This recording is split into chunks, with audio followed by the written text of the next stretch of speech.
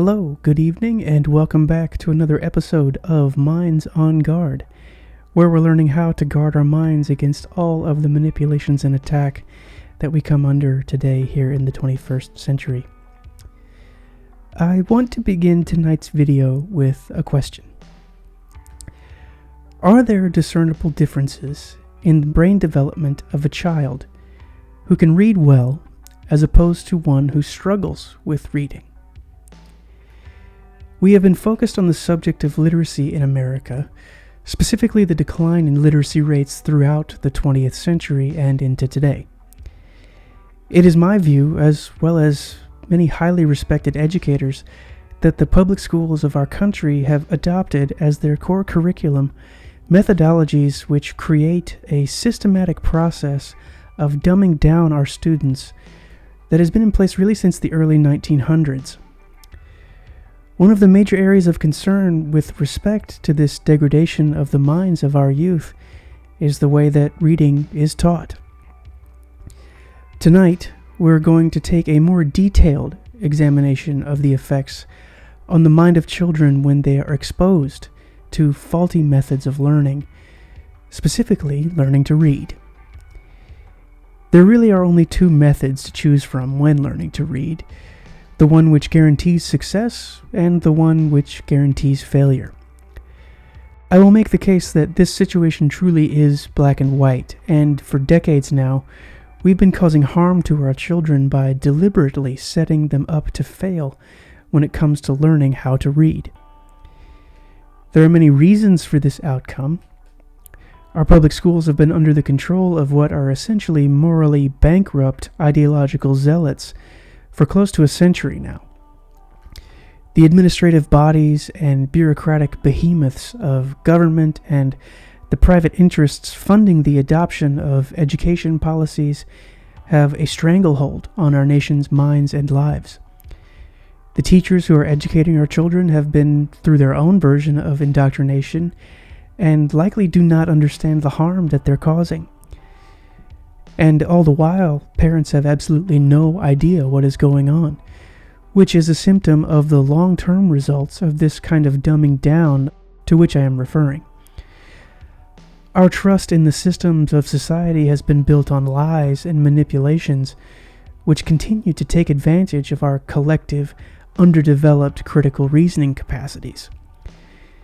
This problem reaches into every aspect of life in the 21st century, and not just in America, but all over the world.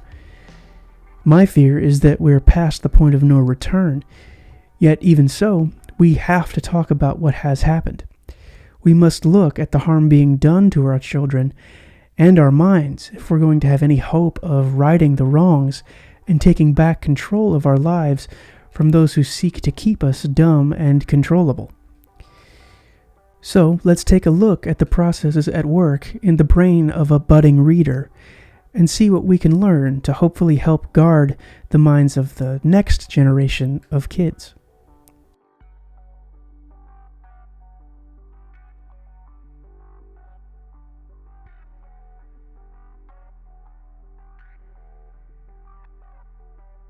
For starters, let's look at the different parts of our brain and what sorts of functions that they perform in our cognitive processes.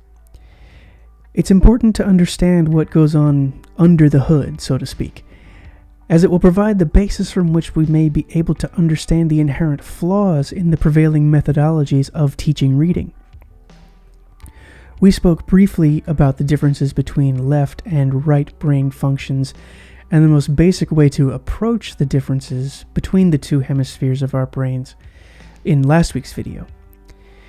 These differences are not necessarily congruent with a more creative or analytical personality insofar as one hemisphere dominates over the other. That's a prevailing sort of myth that is said that those who are more analytical or logical tend to be more left-brain dominant, and those who are more creative are right-brained individuals. I made this comparison last week, but it really only scratches the surface of what's actually going on. In reality, both hemispheres work in tandem while performing different tasks to suit the needs of the context that we're in. We know that right brain functions are geared towards spatial activity. Things like art and visual abstraction are performed in this hemisphere. We see depth and all of the various perspectives within our environment, and their meanings are processed through the spatial decoding mechanisms that are inside the right hemisphere of our brains. Likewise, the left hemisphere contains the parts of cognition that are concerned with language development, and specifically reading. The deciphering and organization of symbols happen in the left hemisphere, and this provides the means by which we're able to parse out the various letter and sound combinations that are formed by our phonetic alphabet.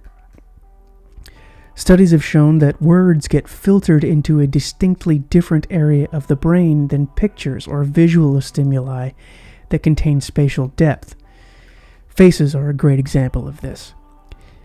During any cognitive process, both hemispheres are active, yet the filtering is what determines how our brains process, sort, log, and recall the types of information that we're dealing with.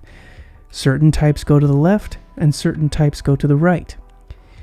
This filtering is developed naturally from birth, and by the time a child enters school, these processes have cut well-defined pathways in the respective areas of the brain which deal with language, priming every student with a great capacity to learn and read quickly at an early age. The French neuroscientist Stanislas Dehaene found that, quote, not only is the left planum temporale already bigger than the right prior to birth, but the brains of infants are already powerfully and asymmetrically activated when they listen to speech in the first few months of life. The problems happen when children are forced to learn what is naturally a left brain function through right brain stimulus or cognitive processes. Rather than going through a systematic process of correlating sounds to letters, whole word pictures are used, which cause the more spatially oriented parts of the brain to activate. Words are not seen as having component parts, but rather associated with the shape, depth, and length of each whole picture. What this results in is a cross-hemisphere dysfunction that has been shown to have a direct causal link to dyslexia and other learning disorders in children.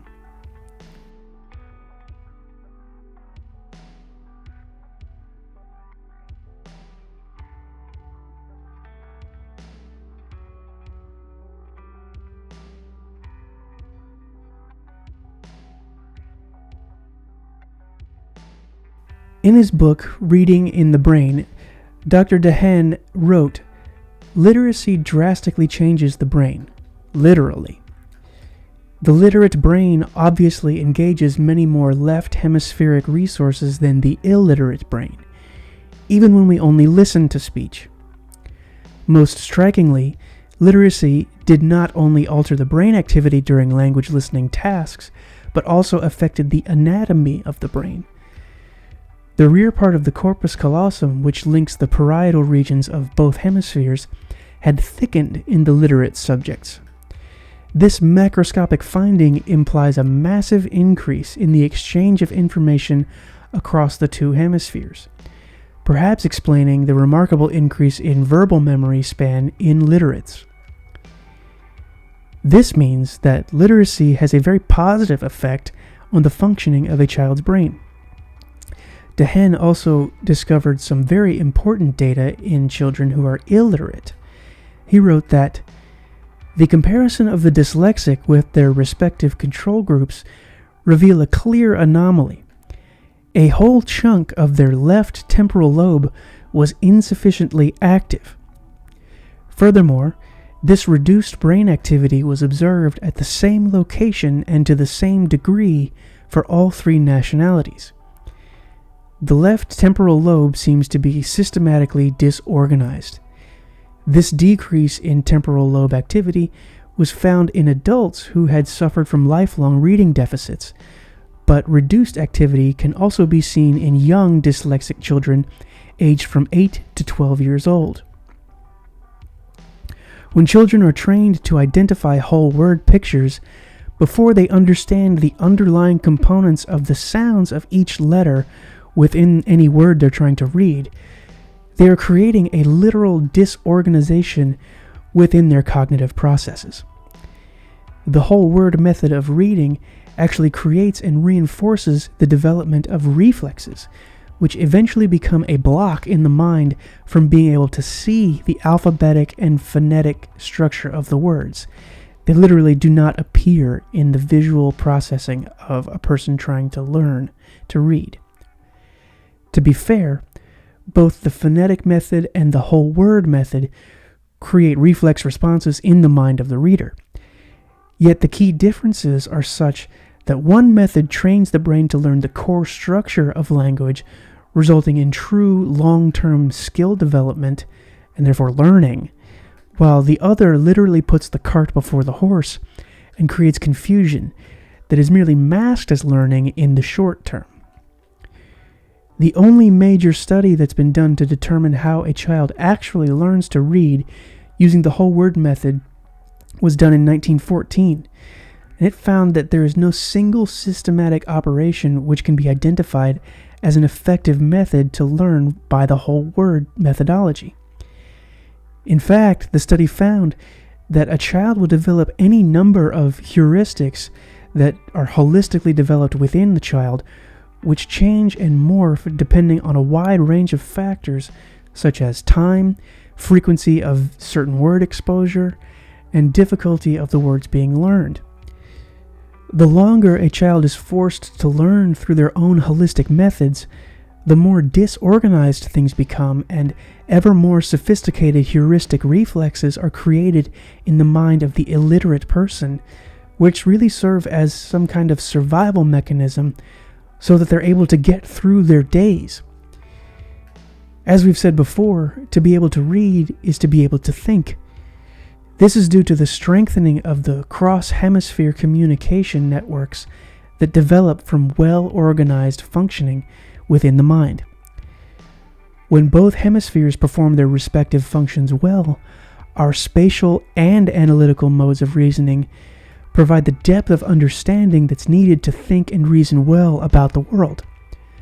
When either of these are handicapped or disorganized, we're left at a distinct disadvantage, cognitively speaking.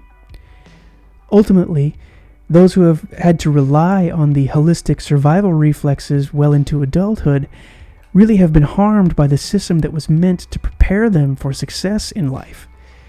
We must recognize that harm has been done and begin to tell the truth about what's happened.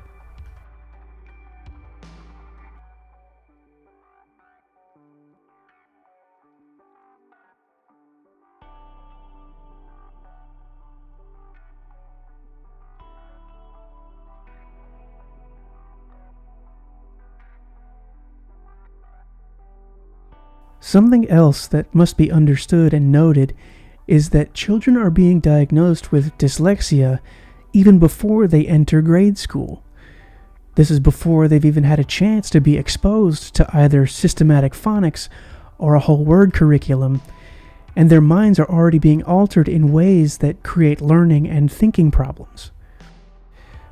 What we've seen is that even in preschool readers, the whole word methodology is being covertly applied to children through the stimulus response conditioning that the progressive psychologists loved so much.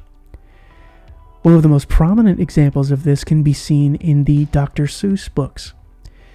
Now I know we all grew up with and loved these as children, yet hidden within them is a sophisticated means of harming our minds that happened before we even have a chance to know what or how the damage was being done.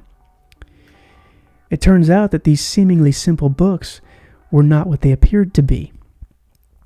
A very telling quote was given by Dr. Seuss himself, where he shows that the infiltration of deeper controlling interests have been at work. He said in an interview for Arizona Magazine, "They think I did it in 20 minutes. That damned Cat in the Hat took 9 months until I was satisfied. I did it for a textbook house, and they sent me a word list. That was due to the Dewey Revolt in the 20s. in which they threw out phonic reading and went to word recognition, as if you're reading a Chinese pictograph instead of blending sounds of different letters. I think killing phonics was one of the greatest causes of illiteracy in the country. Anyway, they had it all worked out that a healthy child at the age of 4 can learn so many words a week, and that's all. So there were 223 words to use in this book. I read the list 3 times and I almost went out of my head. I said, I'll read it once more, and if I can find 2 words that rhyme, that'll be the title of my book. That's genius at work. I found cat and hat and said, the title will be Cat in the Hat. So we see once again the influence of John Dewey reaching out and shifting the foundations of learning that had been relied upon to create a prosperous society. The publishing houses are not the only places that were infiltrated by a progressive socialist utopian ideology. In upcoming videos, we will further examine the concept of regulatory capture and how those in control maintain their power through the boards and bodies that are deciding policy. We've discussed this in think tank videos, and we'll dive even further into areas of influence that reach out across all areas of life. In all of this, we need to ask the question, what sorts of research have been suppressed and disregarded that might have exposed the truth of the destruction of our nation's minds over the years?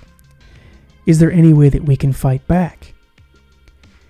I leave you to ponder with those questions, and until next time, stay safe, look after your loved ones, and stay diligent and vigilant, keeping your minds on guard.